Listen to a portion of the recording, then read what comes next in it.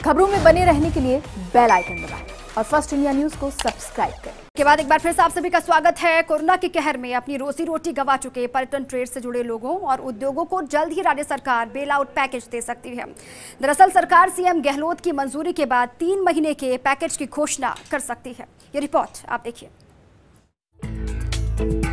Corona संकट से जूझ रहे पर्यटन उद्योग को अब होटल, रेस्टोरेंट और रणथंभौर सरिस्का के खुलने से कुछ राहत जरूर मिली है, लेकिन अब भी रोजी रोटी से जूझ रहे पर्यटन उद्योग से जुड़े लोगों को अपना भविष्य अंधेरे में नजर आ रहा है।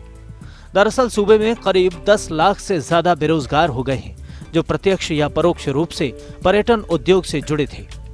पिछले दिनों पर्यटन मंत्री विश्वेंद्र सिंह की अध्यक्षता में हुई बैठक में प्रमुख सचिव श्रेया गुहा, पर्यटन निदेशक डॉक्टर भंवर लाल की मौजूदगी में एक बेल आउट पैकेज तैयार किया गया। इसके अलावा घरेलू पर्यटकों को आकर्षित करने के लिए सेफ्टी प्रोटोकॉल के साथ कुछ इवेंट्स को लेकर भी चर्चा हुई।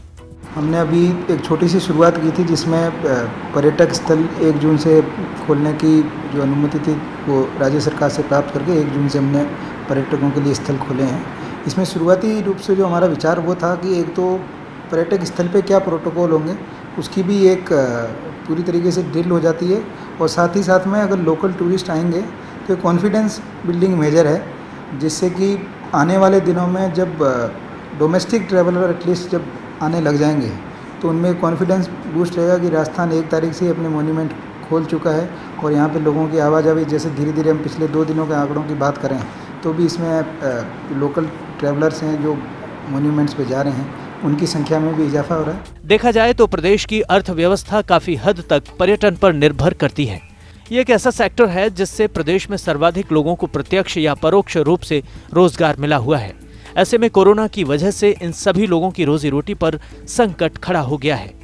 दरअसल होटल, रेस्टोरेंट, टैक्सी संचालक, गाइड, हस्तशिल्प शोरूम, वेंडर, हॉकर, लोक कलाकार, ऐसे बहुत से लोग हैं जो इस दौरान बेरोजगार हो गए। अब पर्यटन विभाग ने इनके लिए बेल आउट पैकेज तैयार किया है। इस पैकेज में इस तरह के लोगों को राहत देने के लिए 3 महीने के लिए भत्ता देने का प्रस्ताव है।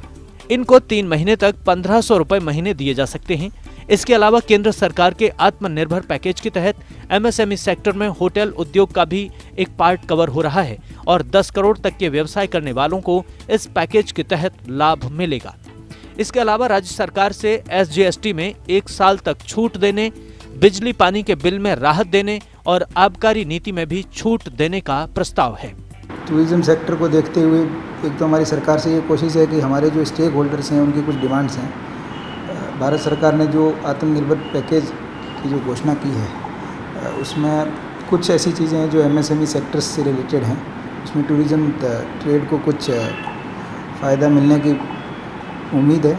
साथ ही साथ में राज्य सरकार के लेवल पे भी हमने एक पैकेज, बेल आउट पैकेज बना के भेजा है, ताकि टूरिज्म और ट्रेड को जो नुकसान हुआ है पिछले 3 महीने में लॉकडाउन के दौरान, उसकी कुछ हद तक भरपाई कर सकें और टूरिज्म वापस पटरी पर आ सके।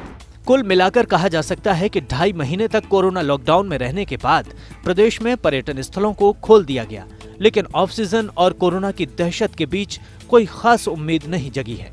अब राज्य सरकार ने बेल आउट पैकेज के तहत पर्यटन उद्योग से जुड़े छोटे और मझोले व्यवसायियों को जो राहत का फैसला किया है वो स्वागत योग्य है।